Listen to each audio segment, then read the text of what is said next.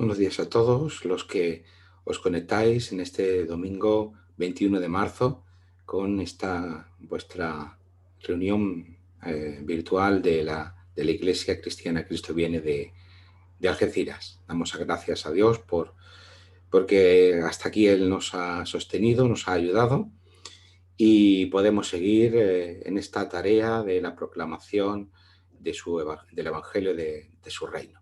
Oramos.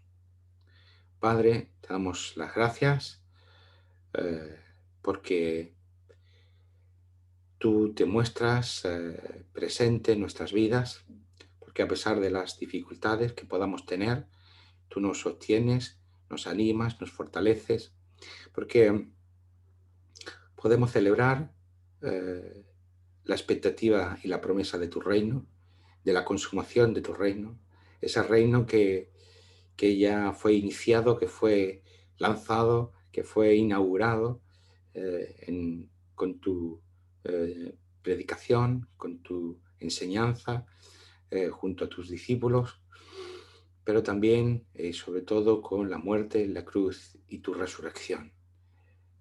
Esa victoria sobre el mal, sobre la muerte, sobre el dolor, el sufrimiento y la enfermedad, Señor.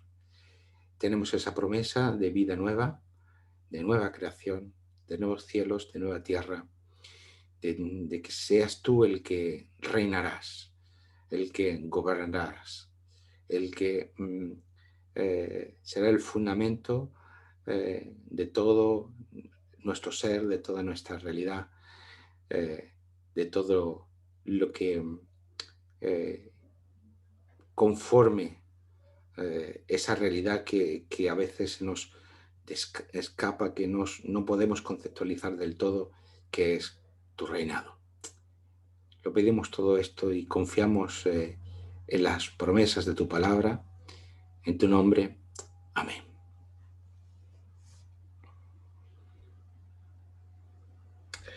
Vamos a hacer la lectura de esta mañana en el Evangelio de Lucas, capítulo 19, versículos 1 al 10, que dice lo siguiente. Habiendo entrado Jesús en Jericó, iba pasando por la ciudad. Y sucedió que un hombre llamado Zaqueo, que era jefe de los publicanos y rico, procuraba ver quién era Jesús, pero no podía a causa de la multitud, pues era pequeño de estatura. Y corriendo delante se subió a un sicómoro para verlo, porque había de pasar por allí.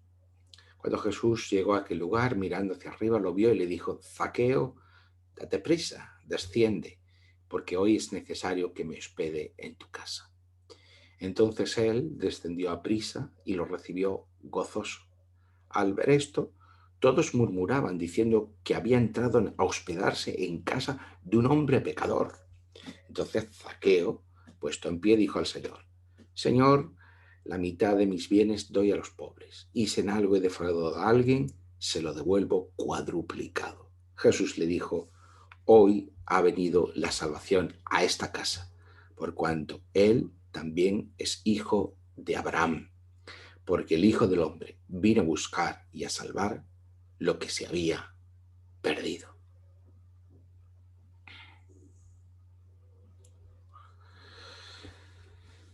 Con la lectura de esta mañana llegamos al final del viaje de Jesús y sus discípulos desde Galilea hasta Jerusalén.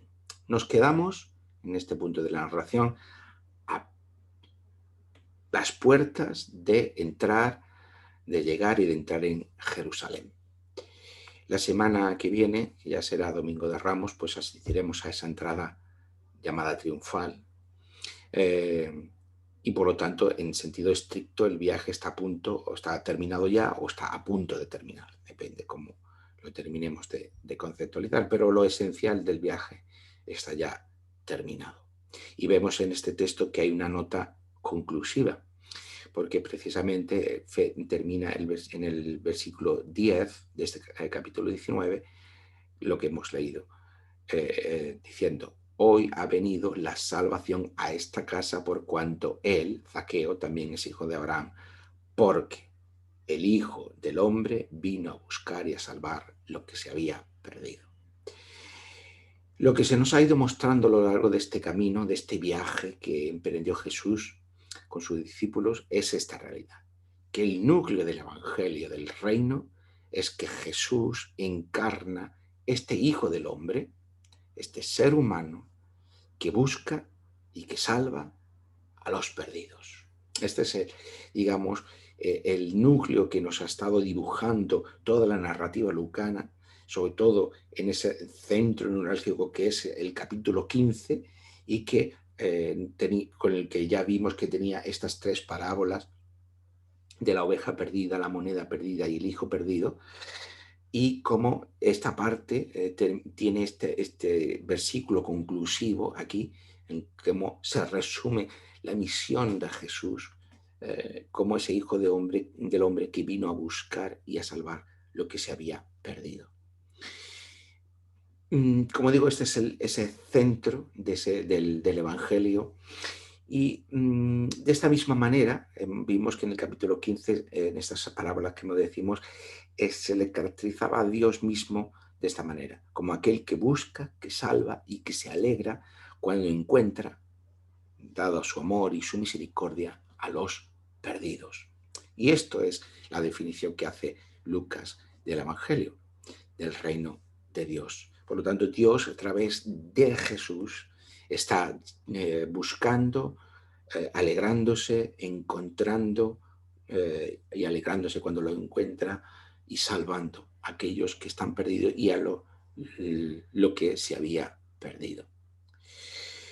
Y esto es significativo porque a lo largo de todo este camino, a nosotros como lectores y oyentes del Evangelio de Lucas, se nos está enseñando y preparando para entender lo que significa ese Evangelio del Reino. En todo este camino Jesús está enseñando a sus discípulos y a otras personas con las que se va encontrando en ese camino, pero nosotros que estamos leyendo de esta manera narrativa y por lo tanto de principio a fin este Evangelio, también se nos está dando ese discipulado. A todos los que nos habéis escuchado en todas estas semanas, estamos asistiendo al discipulado de Jesús sobre lo que significa ese reino de Dios. Por lo tanto, nosotros también somos partícipes de este discipulado. Y se nos prepara, además, para entender lo que va a venir a continuación, que es que si este Jesús es el Hijo del Hombre que busca y salva a los perdidos, lo que vamos a tener ahora a continuación en la narración de Lucas, que es la entrada a Jerusalén. Lo que va a ocurrir en Jerusalén, los acontecimientos en Jerusalén, no es fruto del azar, no es fruto de algo que podría haber sido así, pero de otra manera, no es fruto de coyunturas políticas, sociales, es todo eso, pero es todo eso que está redirigido, que está reorientado hacia esta definición del Evangelio, hacia esta búsqueda y esta salvación de los perdidos. Por lo tanto, lo que tiene que ver, lo que vamos a leer a continuación en las próximas semanas que nos quedan, hay que leerlo con esta pauta hermenéutica, con esta clave, que Jesús viene a salvar a los perdidos. La salvación de los perdidos es aquello que va a acontecer una vez que Jesús llegue con sus discípulos a Jerusalén. Pero antes de llegar a eso tendremos que detenernos en el punto de la narración en el que estamos, que si Jesús vino a buscar y a salvar a los perdidos o lo que se había perdido, la pregunta clara y obvia es: ¿y quiénes son estos perdidos? ¿Qué es lo que estaba perdido? Claro, ahora retrospectivamente podemos ver quiénes son estos perdidos. Y si hacemos una lista con lo que en el Evangelio se consideran perdidos, o que Jesús está salvando, que Jesús está sanando, está reintegrando en la sociedad, toda una serie de palabras, acciones, como hemos ido viendo, que Jesús está desarrollando, haciendo en favor de otros y que están siendo, pro, están haciendo posible que la realidad del reino de Dios se haga presente. Bueno, pues en esta lista de personas favorecidas por la acción y las palabras de Jesús, encontramos de una forma retrospectiva, como digo, desde lo más reciente de nuestra narración hasta lo primero, pues a un jefe de los cobradores de impuestos, rico, que será Zaqueo, que veremos hoy, anterior a un ciego, los niños, otro cobrador de impuestos, 10 leprosos, el pobre Lázaro, el hijo perdido, la moneda perdida, la oveja perdida, que aunque representan simbólicamente pues estos perdidos, bueno, lo he querido mantener ahí como elementos de esta lista de perdidos, los pobres, los mancos, los cojos, los ciegos, un samaritano, aquellos que han sido sanados en sábado, que tenemos tanto hombre como mujer que fueron sanados en sábado, el esclavo de un centurión, un hombre que vivía enajenado entre los sepulcros, una mujer con regla constante, los propios discípulos de Jesús, y no sé si me dejó alguien, espero que no, pero a lo que hemos ido asistiendo a lo largo de toda la narración, de toda la lectura del Evangelio, es que estos son los perdidos. Claro, quizás esta lista a nosotros no nos diga nada, porque las claves socioculturales que habitamos son muy distintas a las del Evangelio. Pero todos estos perdidos lo eran a los ojos y bajo la comprensión de la ley, que tenían tanto escribas, como los propios intérpretes de la ley, como fariseos y saduceos. Todos estos perdidos tenían alguna característica que los hacían impuros para pertenecer de pleno derecho al pueblo de Dios.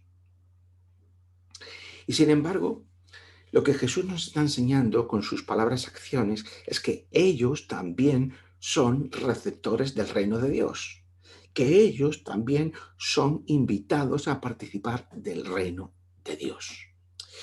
Y esto nos debe alertar para que cuando caigamos en la tentación de pensar que puede haber personas, grupos, situaciones, identidades para los que el Evangelio no sea una oferta de salvación o para los que dudemos de que el Evangelio pueda llegar a esas personas,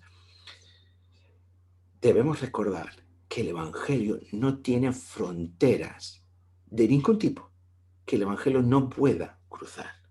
Es decir, no hay nadie, ningún grupo, ninguna situación que el Evangelio no pueda alcanzar. Y por eso eso tiene que ser una alerta para cualesquiera actitudes exclusivistas. Es decir, no, pues a esto no nos dirigimos. O como iglesia, con esa gente no nos juntamos. O nosotros somos mejores que aquellos. O pensamos que somos superiores a estos otros. Cuidado. Porque el Evangelio nos está enseñando precisamente lo contrario, precisamente todas aquellas personas que son esa lista, que cualquier fariseo y saduceo pensarían que no eran cumplidores de la ley, porque por sus condiciones, sus situaciones o sus profesiones no podían cumplir la ley como los fariseos pensaban que debían cumplirse, pues eran tenidos por no bendecidos por Dios o no participantes de pleno derecho, vamos a decir, del templo ni de la sociedad. Por lo tanto, no eran pueblo de Dios o estaban en los márgenes de ese pueblo de Dios. Y precisamente Jesús, con todas sus palabras y acciones, está haciendo algo yendo contra cada uno de los patrones socioculturales de su propia sociedad, integrando, llamando, haciendo partícipes a todas estas personas del reino de Dios.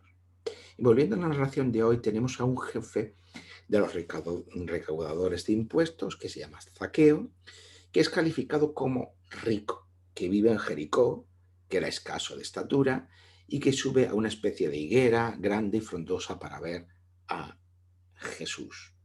Es interesante porque no hace mucho veíamos en la parábola de la higuera estéril, en la que nos transmitía precisamente la idea de la posibilidad de la pérdida para nuestra vida en su conjunto, o fases o aspectos de nuestra vida que pueden estar expuestos a perderse, ¿no? Frente a aquella higuera estéril, ahora tenemos una higuera grande, frondosa, que sirve de crecimiento para Zaqueo. El Zaqueo, que es bajo, escaso de estatura, que es bajo, ¿eh? Esa higuera le sirve para crecer. Y creo que aquí, de una forma deliberada o no, hay ese contraste con aquella higuera estéril, ¿no? Eh, Precisamente esto, ¿no? Hay fases, aspectos de nuestra vida que nos pueden servir para crecer, y otros aspectos que nos sirven, que nos suponen un retroceso, una involución, un estancamiento, o un echar a perder nuestro crecimiento. La semana pasada ya vimos cómo Jesús denunciaba que las riquezas podían ser un impedimento para entrar al reino de Dios. Esto vimos la semana pasada. Es cierto que Lucas está muy preocupado por tratar el tema de las riquezas, del dinero, de los ricos, si pertenecen o no al reino de Dios, o pueden entrar en el reino de Dios o no, probablemente porque la persona a la que está dirigiendo el Evangelio es una persona de un cierto prestigio, honor, posición social, de una cierta quizás relevancia, quizás porque la iglesia, la comunidad en la que iba destinada este evangelio, o que fuera receptor de este evangelio, pues también podría tener personas con un cierto nivel socioeconómico importante, y que esta es una preocupación constante que tenemos, o bastante frecuente, lo que tenemos en el evangelio. Por tanto, eh, volviendo al tema de las riquezas, tenemos que, decíamos la semana pasada, que las riquezas confieren seguridad y que sirven de base para la autojustificación. Y esto es un poco lo que las palabras, algunas de las máximas que Lucas recoge de Jesús, pues se nos está transmitiendo. Pero algo que ya dijimos la semana pasada, pero que hoy haremos más hincapié, es que en el Evangelio tampoco se moraliza al rico o al pobre. ¿Qué quiero decir con esto? Que no es que el rico, en su condición de rico, por ser rico, está excluido del reino de Dios, y que el pobre, por ser pobre, necesariamente está incluido. No es una moralización de la pobreza, ni una normatividad de la pobreza, ni que la pobreza adquiere un carácter superior, como en algunos momentos o algunas tradiciones del cristianismo se ha llegado a pensar, ¿no? En que hay como un grado de espiritualidad superior en el pobre o la pobreza. No encontramos nada de esto en el Evangelio. Aunque este es un tema complejo que podría tener muchas derivadas, que podría pues llevarlos muy lejos. Obviamente no lo vamos a tratar. Pero sí que resaltamos esto: no hay una moralización de la pobreza ni una normatividad de la pobreza. Porque y ejemplo lo encontramos precisamente en el relato de hoy, en el relato de Zaqueo. Pero que un poco antes de este relato de Zaqueo, tenemos otro relato del que comúnmente se conoce como el relato, la narración del joven rico, que lo encontramos en el capítulo 18, versículos 18 y 30. Como digo, esta preocupación por los ricos y por la riqueza es una preocupación bastante importante en el Evangelio de Lucas. Y en este relato del joven rico, eh, aunque en Lucas, si lo leemos bien, mi Biblia pone el joven rico, pero en realidad en Lucas no es un joven. Si lo leemos en Lucas, no, el personaje no es joven. El personaje es un dignatario o un magistrado que es rico. Sí es joven en el relato de Mateo y de Marcos, y de ahí creo que ha pasado ya al imaginario colectivo cristiano como el joven rico, pero en realidad en el texto de Lucas no es un joven. En cualquier caso, este relato sirve como contraste y como contrapunto a Zaqueo. Mientras que el joven rico, vamos a seguir con esta designación habitual, se muestra más amante de sus riquezas que de seguir a Jesús. Tenemos este versículo, los versículos 22 y 23 del capítulo 18, que dice: aún te falta una cosa. Vende todo lo que tienes y dalo a los pobres, y tendrás tesoro en el cielo, y ven, sígueme. Entonces él, oyendo esto, se puso muy triste porque era muy rico. Mientras que frente a esto tenemos en el relato de Zaqueo los versículos 8 y 9 del capítulo 19 que dice lo siguiente. Zaqueo, que se nos ha calificado como rico, puesto en pie dijo al Señor: Señor, la mitad de mis bienes doy a los pobres, y si en algo he defraudado a alguien, se lo devuelvo cuadruplicado. Jesús le dijo: hoy ha venido la salvación a esta casa. Como vemos, en esta comparación la clave está en quién está puesta la confianza. Tenemos en realidad dos ricos, no un rico y un pobre, como teníamos, por ejemplo, en la parábola de la semana pasada entre el pobre Lázaro y el rico.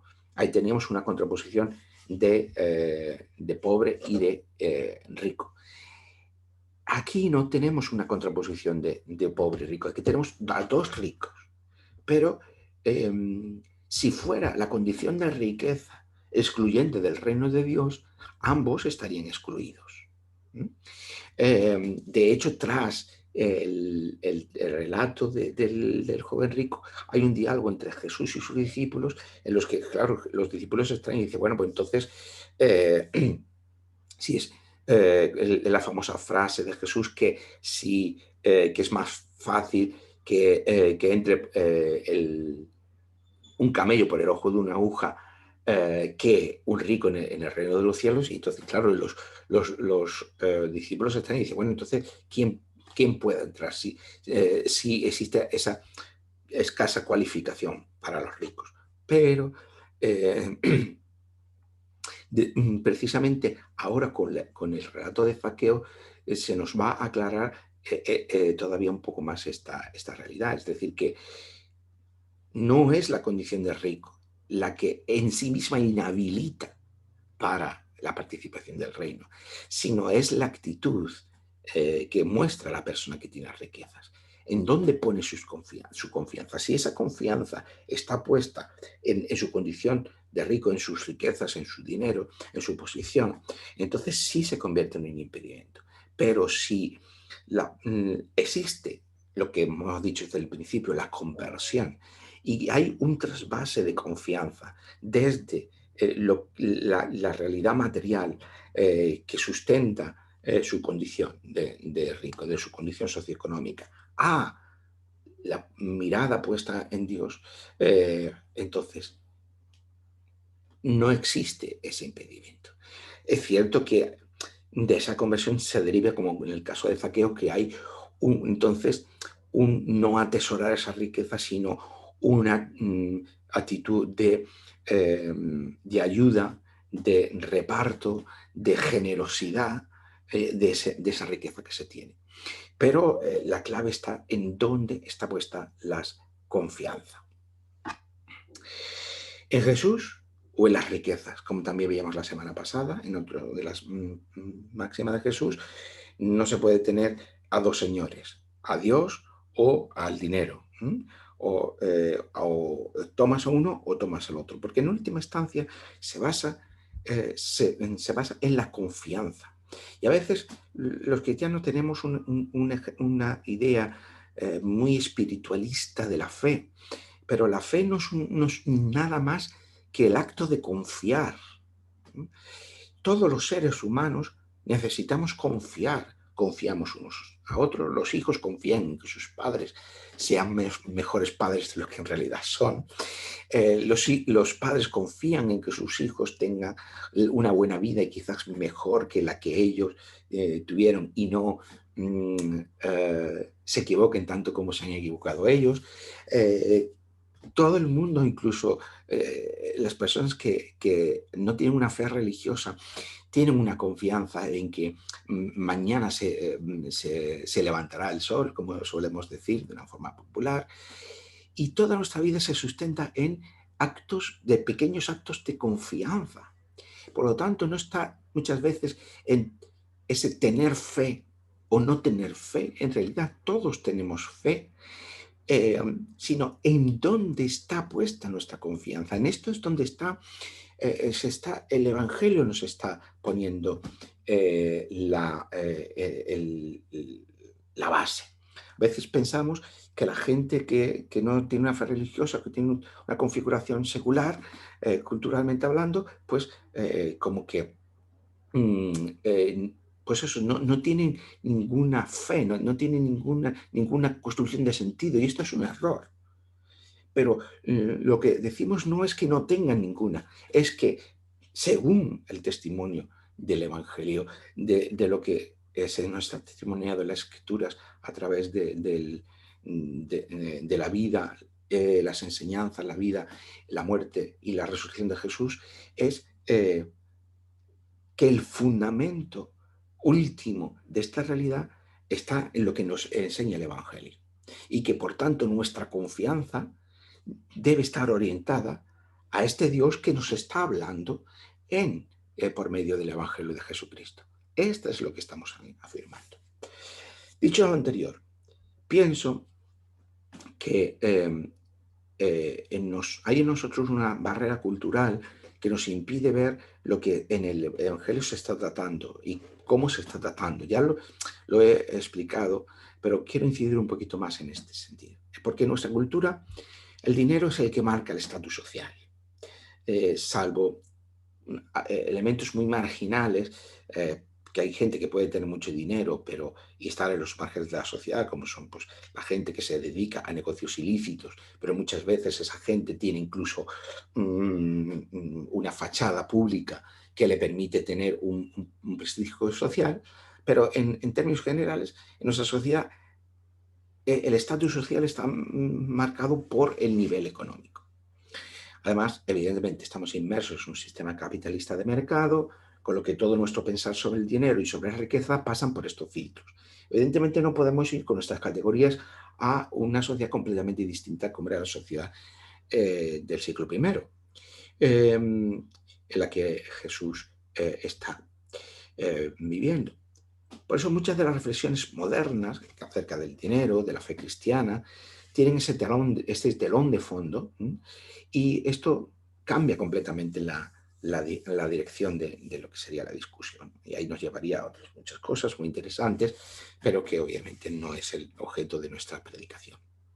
Así que para entender bien lo que se nos dice en el Evangelio, lo debemos hacer en sus propias claves culturales y no en las nuestras. En la sociedad de Jesús, el estatus social estaba marcado no por el dinero, no exclusivamente por el dinero, sino por el honor. Esto lo hemos explicado en muchas ocasiones. Eso suponía que alguien como Zaqueo, que tenía mucho dinero, podía ser una persona sin honor y por tanto podía estar en los márgenes de la sociedad judía de su tiempo. En cierto modo, era un marginado. Zaqueo era en realidad un marginado. Zaqueo forma parte de esa lista de los perdidos que los fariseos consideran que no tienen sitio en el reino de Dios. Para nosotros esto es difícil de entender porque asociamos marginado con falta de dinero. Cuando pensamos un marginado, pensamos en ese pobre hombre, en esa pobre mujer que está pasando la noche en el cajero automático, ¿no? Del espacio del cajero automático de una sucursal bancaria. Y eso es lo que tenemos como marginado. Pero evidentemente no es el caso de Zaqueo. Zaqueo es un hombre rico, pero sin embargo está en los márgenes de la sociedad, está repudiado por esa sociedad. Tenemos otro relato de este ejemplo de marginado en el relato inmediatamente anterior al de Zaqueo, para también que sirva de contraposición con Zaqueo. Hemos dicho que hemos establecido una contraposición entre dos ricos, el joven o magistrado rico y Zaqueo, y cómo la condición de riqueza no es la determinante. Y ahora tenemos otro relato anterior a Zaqueo, el de Zaqueo, que es el inmediatamente anterior, que tenemos en el capítulo 18, versículos 35 al 43, que es, sirve de contraposición a la condición de marginado de Zaqueo.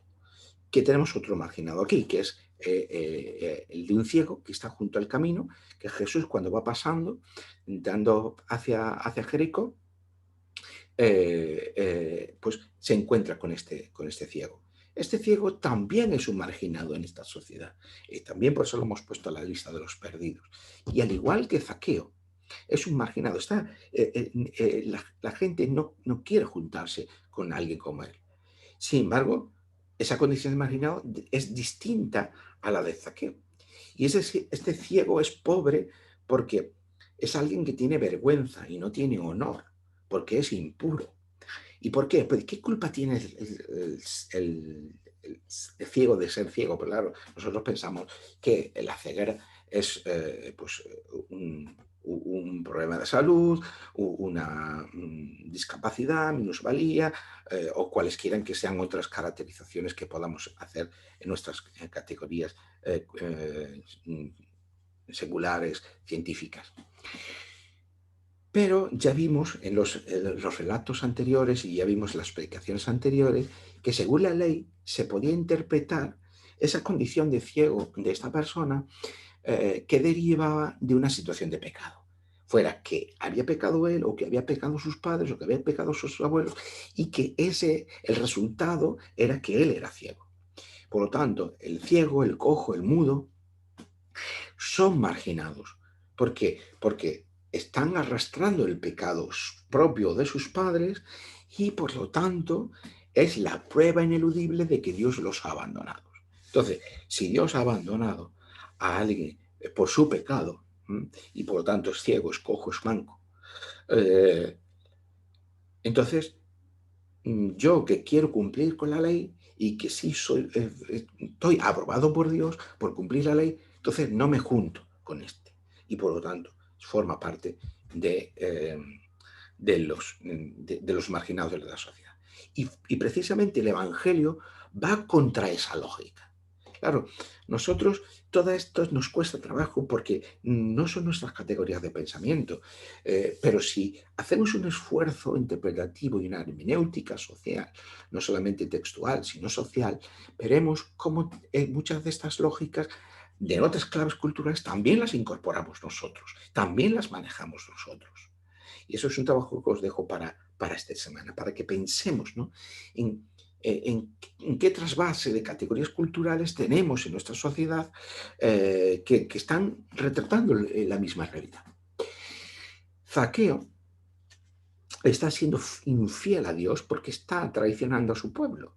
Zaqueo es un traidor al pueblo de Dios, al pueblo de Israel, porque está de parte de los romanos, está de parte de aquellos que se han impuesto pues la fuerza y además pues esta gente pues se dedicaba a extorsionar, dependiendo de quién fuera, pues claro, pues podía extorsionar, podía tener una acumulación ilícita de riquezas por diferentes medios. Por su parte, si comparamos, vamos a comparar Zaqueo, este jefe de recaudador de impuestos, que supuestamente podría ser, no se nos dice, por lo tanto no lo sabemos, pero digamos, a ojos del imaginario colectivo de su sociedad, podría ser una persona sin escrúpulos, un extorsionador, alguien muy poco recomendable. Fijaos la contraposición que se hace con el magistrado o el joven rico del texto anterior, el que sí se nos retrata como un cumplidor estricto de la ley, que dice Lucas, que guardaba desde su juventud. Por eso Lucas no nos dice que sea un joven, sí lo dice Marcos y Mateo, pero Lucas no, él nos está modificando, digamos, esta parte de su relato, precisamente para enfatizar la acción constante de esta persona a lo largo de su vida. No era un cumplidor asiduo o esporádico o episódico de la ley, sino todo lo contrario, a lo largo de su vida, dice, desde su juventud. Entonces, sí, por lo tanto, fijaos que tenemos esa doble contraposición, ambos son ricos, la actitud de cada uno es distinta, pero fijaos que a Zaqueo se le presupone ser por supuesto, un no cumplidor de la ley, y al joven rico sí o el magistrado sí que está cumpliendo esa ley, sí es cumplidor de la ley. Por lo tanto, la clave, volvemos a la misma idea, no es cómo están calificados según la ley, no es qué grado de cumplimiento de la ley tienen, sino cómo están respondiendo a la oferta de salvación que Jesús está encarnando. Y esta es la cuestión fundamental. Lo que cambia en el Evangelio es precisamente esto, que ya todo pasa por Jesús. Y esto es lo que después, a lo largo del resto del Nuevo Testamento, se nos va a estar constantemente repitiendo precisamente. Jesús se convierte ahora en esa puerta de entrada a el reino de Dios. Por esto, dice el versículo 7 del capítulo 19, todos murmuraban diciendo de Jesús que había entrado a hospedarse en casa de ¿quién? De un hombre pecador. Esta era la acusación. ¿Y cuántas veces nosotros como creyentes, como cristianos, no podemos llegar a decir o pensar esto mismo, ¿no? Fulanito, menganito, que ha estado, que entra, que se relaciona, que come, que tiene contacto con aquel o aquella que es manifiestamente pecador. ¿Por qué hablaban mal de Jesús? Por el simple hecho de ir a casa de Zaqueo. Pues hay algo importante que tener en cuenta, que es que los fariseos consideraban que una persona, por el hecho de ejercer una determinada profesión o tener una determinada condición, como la de ser ciego, entraba en una condición irremediable de impureza y que no se podía tener contacto con ella porque también se adquiría semejante situación de impureza. Esto no es, claro, esto es muy difícil de entender desde nuestras coordenadas culturales y no hay que entenderlo simplemente como que los fariseos eran muy escrupulosos religiosamente, ni que los fariseos eran unos extremistas. No tiene que ver con esto, tiene que ver en cómo se comprende el mundo, y cómo se comprende la realidad y cómo se construye el significado de la realidad. Pero eso nos llevaría muy lejos, es complicado de poder explicar en una predicación. Pero nos quedamos con esta idea, ¿no? Es decir, que los fariseos están rechazando a Jesús porque ellos consideran que Zaqueo tiene una situación, adquiere por su profesión una condición de impureza que a ojos de la ley lo hace inhábil para poder ser participante del reino de Dios. Y Jesús precisamente lo que hace es ir a su casa. Y este es lo chocante del Evangelio. Y esto se nos repite una y otra vez. Este patrón de Jesús se nos repite una y otra vez, una y otra vez, una y otra vez. Está cruzando todas y cada una de las proscripciones, las fronteras socioculturales, religiosas, políticas de su sociedad. Y siempre lo hace como ese anticipo de que el reino de Dios está llegando y cruzando cada una de esas fronteras. Esto ya nos dice mucho, y nos dice mucho en una sociedad como la nuestra, en la que estamos cada vez más polarizados a crear identidades. Incluso los propios creyentes estamos replicando la construcción de múltiples identidades de todo tipo. Y aquí las meto a todas en el mismo saco, las políticas, las de género, las ideológicas, las religiosas, las confesionales, las denominacionales, todas las que sean. las étnicas, las lingüísticas, me da igual, todas. Y precisamente lo que tenemos en el Evangelio es que el reino de Dios cruza todas esas fronteras para anularlas, para superarlas. Y esto es algo que nunca deberíamos olvidar. Y sobre todo en esta sociedad en la que vivimos. Seguimos.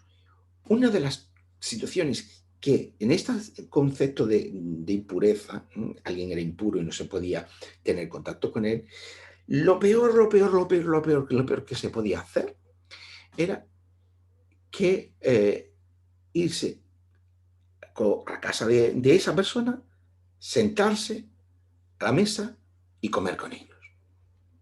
Esto era lo que nunca había que hacer con una persona que estaba en una situación de impureza. Por eso, los que querían guardar la ley, como los fariseos, pues debían de abstenerse de comer con alguien que fuera impuro, es decir, con un pecador. Que esto es lo que significa pecador aquí, alguien que está en una situación de impureza. Los dos grupos de mayor impureza ritual, a ojos de un fariseo, eran los recaudadores de impuestos y las prostitutas. Eso era lo peor para los fariseos. Y ya no te digo entrar a su casa y comer con ellos. ¿Y qué hace Jesús? Precisamente lo contrario, comer con ellos. Y Jesús lo vemos en compañía de recaudadores de impuestos y de prostitutas, comiendo con ellos. Porque comer se convierte en un acto de comunión, de relación íntima con esas personas. Jesús come con Zaqueo, que era considerado impuro por los fariseos. Por lo que, ¿qué le pasaba a Jesús? Que también adquiría esa condición de impureza. Y sin embargo, Jesús se atreve a decir algo muy fuerte a ojos de los fariseos. Hoy ha venido la salvación a esta casa, por cuanto Zaqueo, dice, también es hijo de Abraham. ¿Qué quiere decir esto? Jesús se permite el lujo de decir que Zaqueo pertenece verdaderamente al pueblo de Dios. Les está diciendo a los fariseos, este Zaqueo que vosotros estáis rechazando, también pertenece al pueblo de Dios. ¿Os acordáis de cómo en la parábola de el pobre Lázaro y el rico era caracterizado Lázaro? En el regazo de Abraham, sentado en el puesto de honor de su banquete. Es la misma idea que tenemos aquí con Zaqueo. Lo mismo. Zaqueo ahora es considerado por Jesús hijo de Abraham. Y Jesús está sentado en el puesto de honor en el banquete que Zaqueo está dando. Está igual que se reivindicaba a Lázaro en esa imagen del seno de Abraham. Aquí, ahora, Zaqueo también queda reivindicado por Jesús. Siendo Jesús invitado de Zaqueo. Pero el que ejerce la reivindicación de Zaqueo es Jesús, considerando perteneciente al pueblo de Dios.